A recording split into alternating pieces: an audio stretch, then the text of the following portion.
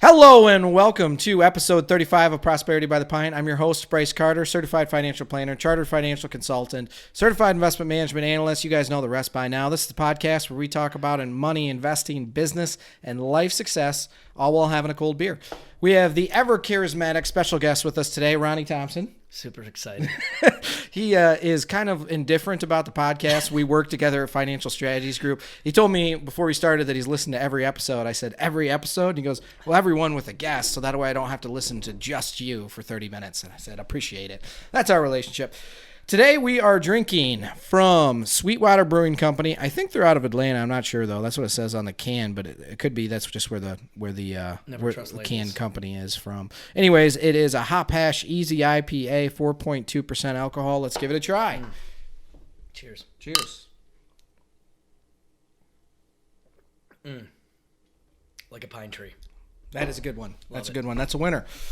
So Ronnie, I wanted to have you on the podcast to talk about one of the things I've been talking about lately, which is the finance industry and the financial advice industry. So you had kind of you're a financial planner now, you're a fiduciary, you work in clients' best interest, managing money and doing diversified portfolios and comprehensive planning and all that stuff. But you had a kind of rigmarole to get to where you are now. And I think some of the positions that you were in the past represent some of the more sales side of the industry where there could be some conflicted advice. So I guess just kind of give us the backstory. I mean, you went to you were in college in Michigan. I went to Eastern. So wrestled in high school. We got a wrestling connection, obviously, in the firm with your brother Brandon, and you did a little bit of it as well. And then so I wrestled at Eastern. Ended up getting a general business degree there. I actually was gonna go the teaching route, so I kind of wanted to do the whole teacher certificate. Be the PE teacher and coach and so after I got into that program and started working towards that degree, ultimately decided that you wanted to be more financially independent. I had a couple of buddies of mine that were mentors, that were wrestlers, that were a few years older than me, that graduated with their certificate and were giving me some advice and information that it might be better to look at some other direction. So It's a tough job being a teacher. Super tough. Yeah, especially starting out. They don't start out necessarily with the highest pay. It eventually can lead to good living, but it takes a while. Yeah, absolutely. So ultimately, I knew kind of revisiting that and actually at some point trying to be responsible, because I spent a lot of time being irresponsible in college. Didn't we all? We all did. Doing a lot of this, by the way. I'm super excited, by the way, to be here. You know who's not excited? Who? My wife. About this? Yeah, because she's excited. Yeah. But she's a stay-at-home mom with 3 little kids. So I'm up here in Flint hanging out drinking beer, and she's chasing little kids around. This is Fenton, for the record. Fenton. Yeah, but Fenton. yes. And so this is business. You could become famous because of this. Yes, well, we could blow up like the Joe Rogan we could. podcast. You're gonna have nothing to do with that, though. Let's be honest. What? Making me famous. Oh yeah, 1% credit. But shout out to my wife. No, all seriousness. So you decided to switch gears into the business. So I switched gears, and part of that was under the idea that I wanted to be an educator. Mm-hmm. I mean that much I knew. That much I knew is what I was good at. Growing up, I joke with people when we were in grade school. Your report card in elementary school was you get the letter, like A. I got a lot of letters. Right. So then they started developing A, B, B, C, C, D. I thought you meant letters home to your parents. Well, that too. Yeah, I got plenty of those. They were stapling stuff to my shirt all the time. But they had so they would give you comments, right, on your grades, and it would be an A for participates, or a B for gets out of his seat too much. And so they only used to have A through C. Well, then they started doing A through Z, then A, B, B, C, C, because of all these different comments to make about your kid. And I always joke and say that happened because of me, because I was never bad, but I was always spazzy and a storyteller and never in my seat and running around the classroom all the time. You're still a high energy storyteller. I am. I mean, that's the passion. I'm concerned about the time frame we'll have for the podcast. Right, exactly. You should be. As we start to dive into the We're stories. going to need some more beer probably here. So you divert into the business program, and what happens when you graduate? So I graduate, and I ultimately ended up walking away with a general business degree with kind of a minor focus in marketing. Okay. So I walk into the job field and realizing at that time, which is about 2004, that the job markets were starting to slow pretty consistently. Mm-hmm. And so I just decided at that point, do I want to go in a direction like my father, who is part of our firm, who happens to be an attorney, estate planning attorney? Do I want to do the law school thing, which conceptually I was interested in, but I knew I've never been an academic, to be frank. Like I've never been a traditional test taker. Yeah. I was really good at BSing, so like I was real good at paper writing. Yeah. But usually it was, I was good at getting by with that. So ultimately I decided I just gotta get in the job markets. I gotta get my feet wet, see what it's all about. So ultimately what ended up happening is I found this job that was a marketing consultant. And of course, being a young college kid, I'm thinking to myself, like, this job must be for me. Yeah, you're going to be like making advertisements. 100%. And billboards, design, and as stuff. long as they're paying me a paycheck, I think I was going to like it. Marketing consultant is code for sales. Correct. And so going back to the original point I was making about how like the whole letter grade thing on your report card in elementary school was one of the consistent things that had happened to me throughout my whole childhood was teachers would always say in some form or fashion, you're either going to be a sales guy or a politician. Right, and I had several teachers, probably like 8-9 years in a row, where teachers would always say that. That doesn't say a lot about your honesty. It doesn't, but I'm credible. Trust me, I'm honest and credible. That's the fiduciary. So what was this marketing consultant position actually? So I have no idea, but I accepted the job. Okay. Right, so I have no idea what this job is, but they pay me a paycheck, so that sounded like all I needed to know at that point at 21 years old. Fair enough. They were going to pay me a paycheck. Understood. So first day, we do a week orientation. Still don't really have any clue what I'm doing. And next thing you know, I'm traveling several weeks a month to kind of backwoods businesses in like backwoods Minnesota, Wyoming, some of these other areas, and they were insurance companies. And so eventually I start to realize I'm being trained to understand insurance products, and ultimately I'm responsible to market those insurance products to other financial advisors. So this is essentially where you started to realize what your position was, and you were dipping your toe into the finance industry. Yep. And what were the products? Because I think this is the important thing. Yeah. So the company that I worked for was in Southfield, Michigan. We worked on a national level, and they really had two main departments. Life insurance and long-term care were one, but the biggest department for this company was annuities, and typically fixed indexed annuities. So your job was to go to insurance companies and convince them to sell the indexed annuity products. So yeah, basically what would happen was the insurance company would make the product, and then they would come to our company and say, look, we don't really want to deal with advisors or insurance sales guys. That's your job. You go find those guys to sell our product. You guys were the intermediary between the insurance companies and the people who were placing the product, which is the insurance agents. The middleman. So I guess just kind of talk about how that industry works, because it's an industry, I think, fraught with some conflicts of interest and issues and things, which you now know. But I mean, a lot of people get sold into that position at 21, 22 years old, not knowing anything about these products that they're distributing, and get months-long sales pitch on how the companies are great and yada, yada, yada. And it's actually just shit. Yeah, absolutely. Yeah, no, I mean, and if there's anything, I learned a lot from that experience, good and bad. And I think some of the fundamental things, in particular with annuities, I think we've learned that annuities, just in general, from a consumer standpoint, is a bad word, right? And as consultants, I think we try to empower our clients less about what we perceive to be the right fit or not, but empowering them with all the strategies that exist and the pros and cons of each of those strategies, right? Annuities aren't necessarily a bad thing, but there's a lot of bad placement. Correct. Right. That's exactly right. The most well-respected academics in finance think that annuities serve a place in a retirement plan, but the problem is an oversold because it's over-commissioned product is a problem. Absolutely. Right. And so that's what, unfortunately, unknowns to you, we're put in this position 100%. to distribute this product, and there's a lot of incentives out there for you to do that for the agents, right? Yeah, absolutely. And it's kind of ironic you say that, because now that I think about it, at that time, I didn't know what life insurance was. I didn't know what homeowners insurance was. I was still living in my mom's basement. Yeah. You know what I mean? Like full-blown bachelor mode. So the wholesaler going to meet with your financial broker advisor person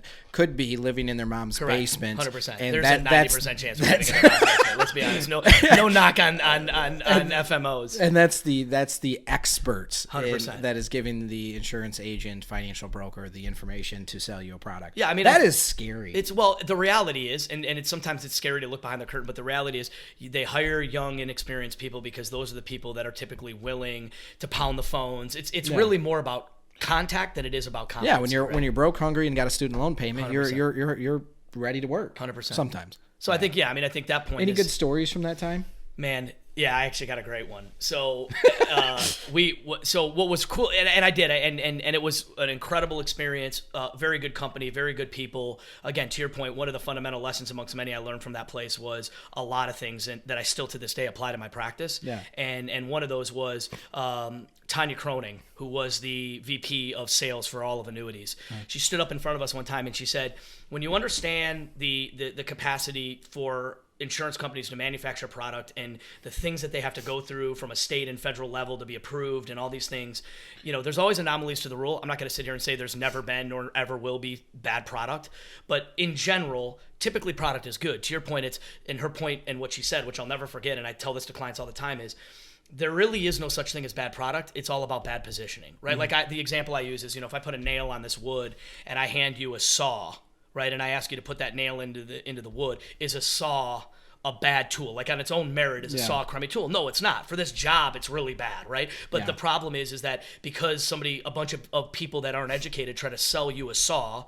to put a nail into wood, all of a sudden saws are just bad tools altogether. Well, see, and that's, I think, one place where I'll disagree with you is I think there is bad products because, if you have products A, B, and C is not as good as B, and B is not as good as A, that by default makes C a worse product. Yeah. If all three are meant to if you have 3 mutual funds, 3 annuities, and they're all meant to accomplish the same goal, they all track the same index, they all do the same thing, and one is way more expensive and plays a larger commission, for the consumer, that is a bad product. Agreed. Right? And I think that's what you expect from the professional working for you, is that they're going to be looking out for your interest, and the application of these strategies are specific to your needs, right, and objectives. Yeah. So the funny story, so it was very much at the time, and the company has really evolved and developed into even more of an incredible company than when I was there. But when I was there, it was like a boiler room, right? Yeah. So like you remember the movie Boiler Room, right? Where all these guys never watched that. It actually is the reason why,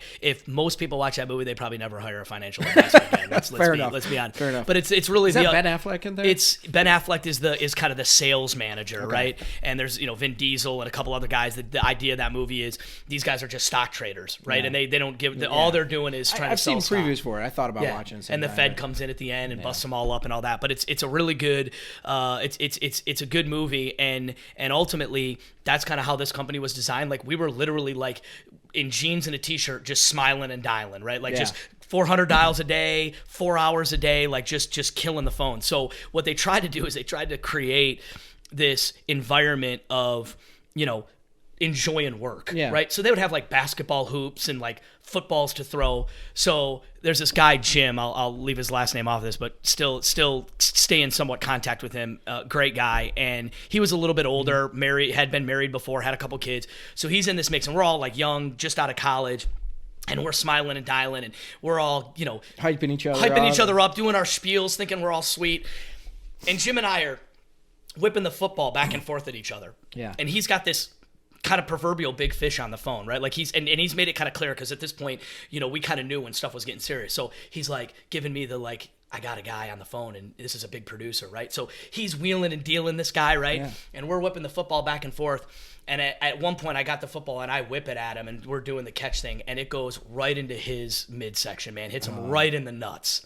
Okay. Oh, that's not midsection. Oh yeah, it was a direct bullseye, man. And he's got this headpiece on, and he literally goes down, and I hear him go, ugh, like this. And what was hilarious is there's the little mute button, right? So he's just guttural, like noises are coming out of this guy. He sounds like his stomach is being ripped out of his ripped out. And he's on the phone with this big fish, right? And all this guy can do is, as he's down, right, and just holding on to dear life, I just see his finger like this, like trying to find the mute button. He's just like, and he can't find it. So now he's got to try to explain to this, rather large producer that he's trying to sell into selling more product is, Jim, and you can hear him, Jim, are you okay? And he comes up and he's like, oh, Bob, I swallowed a bug.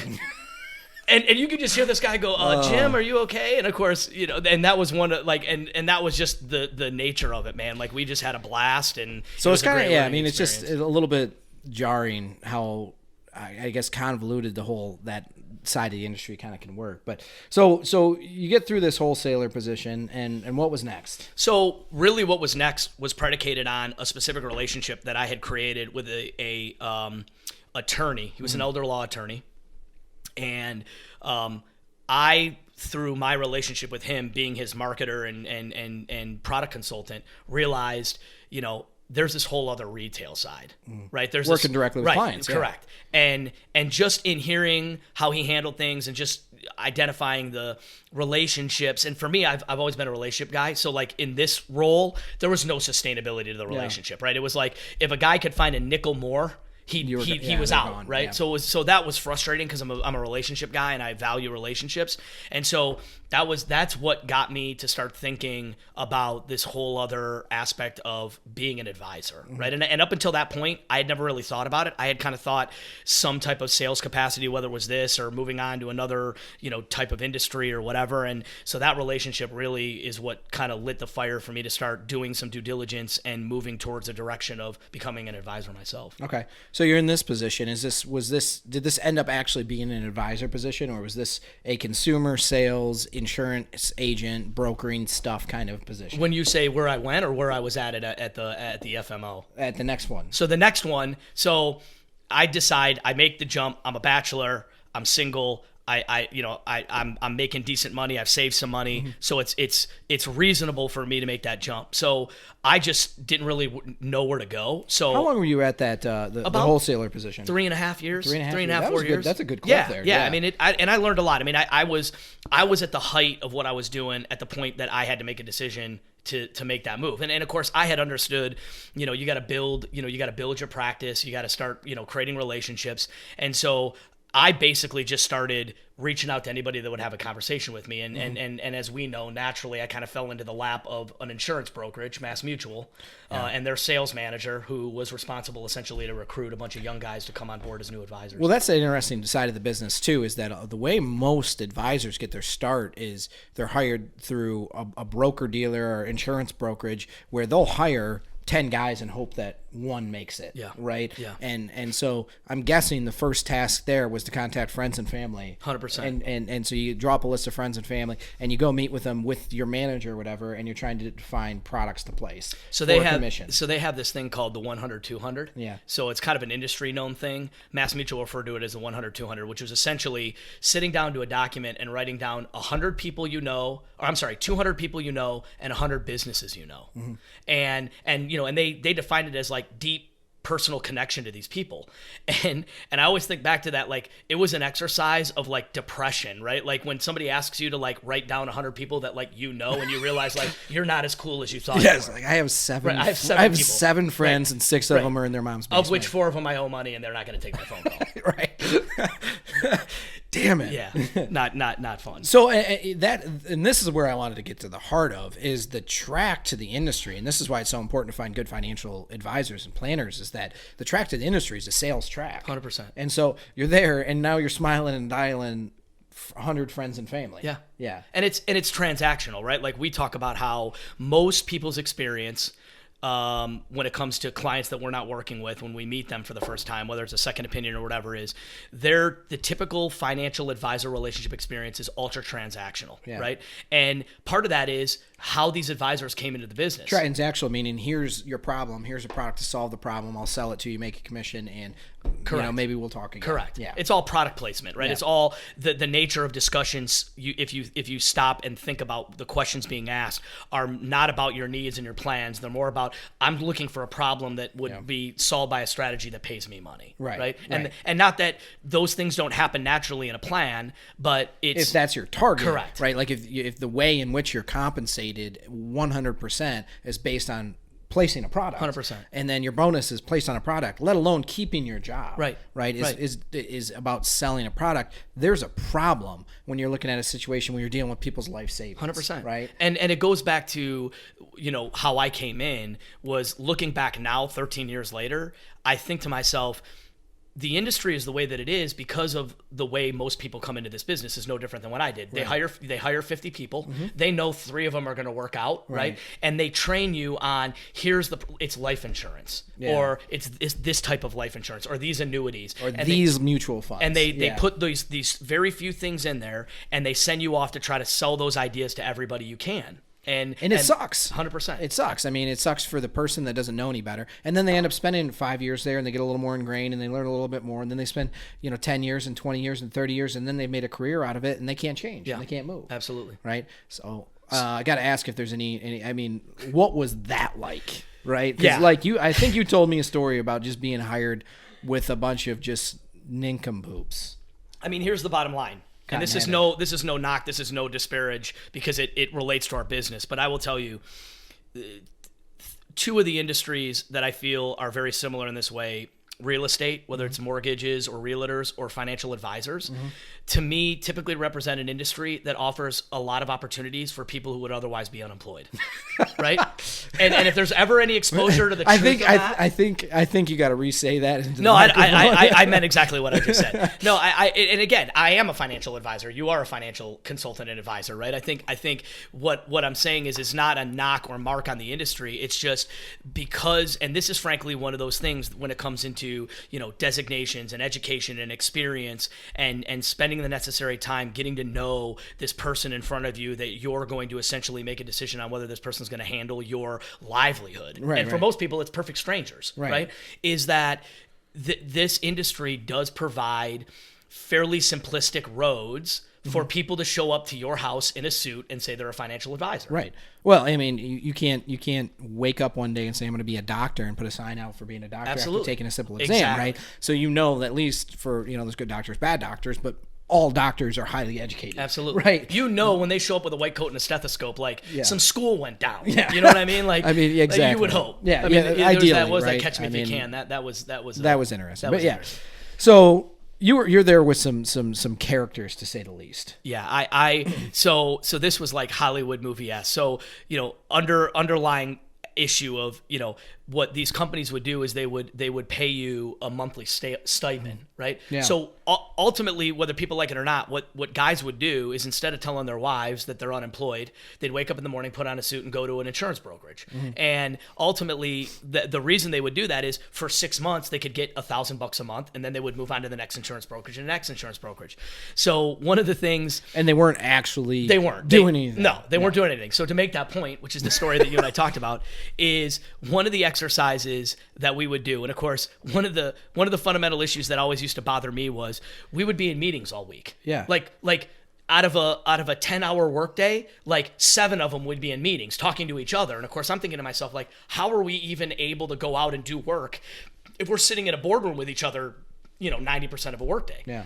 So I ended up, one of the things that we would do is every last Friday of the month, the sales manager would call all the, advisors, the new advisors, into this boardroom.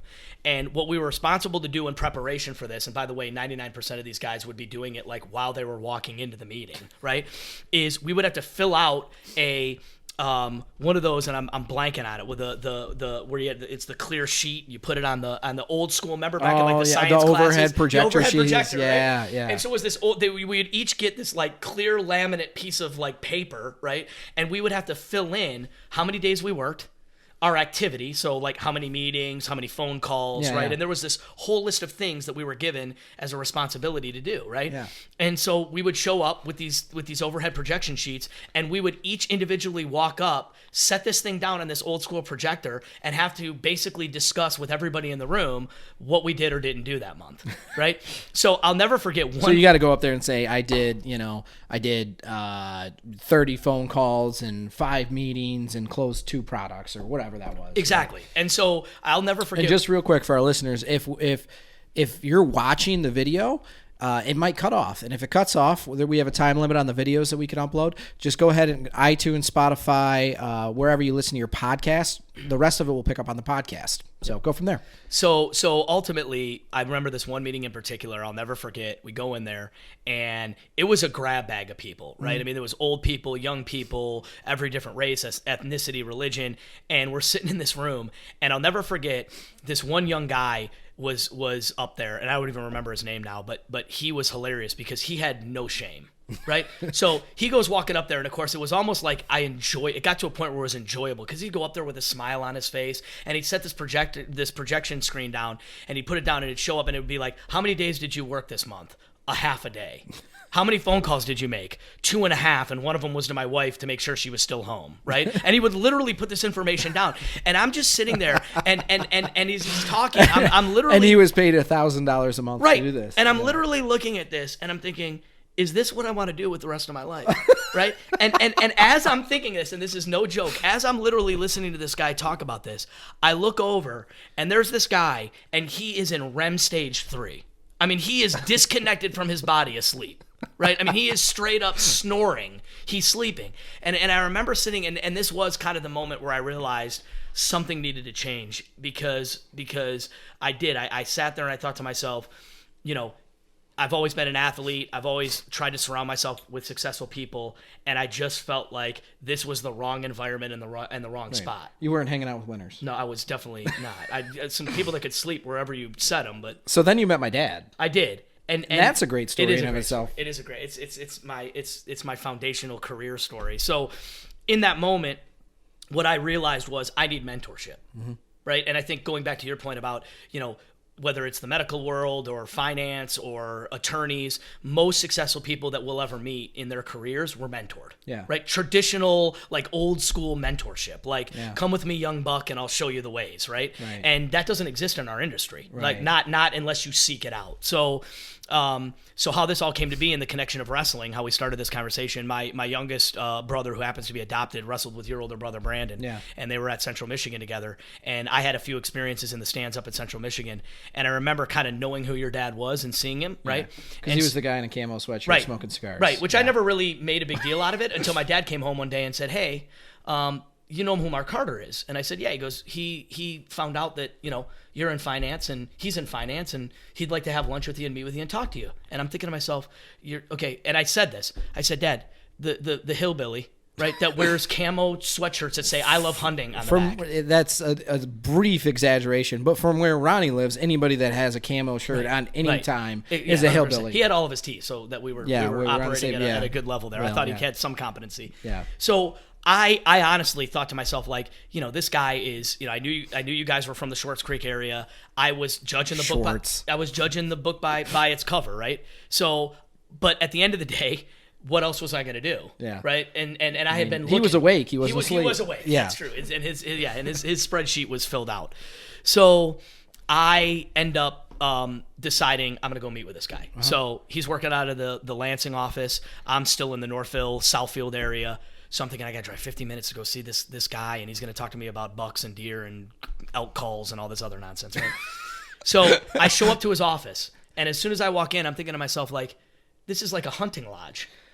So our office has some cabin-like features where it's, you know, it's knotty pine. It's very nice, very classy. Yeah. But it's not Detroit Northville fast talking Ronnie. No, it's definitely not that. Jerk. It's definitely not that. So I walk into this office and I'm like thinking to myself, like, you know, should I be making s'mores or telling campground stories or like what's, you know, should I have come in on horseback? I'm trying.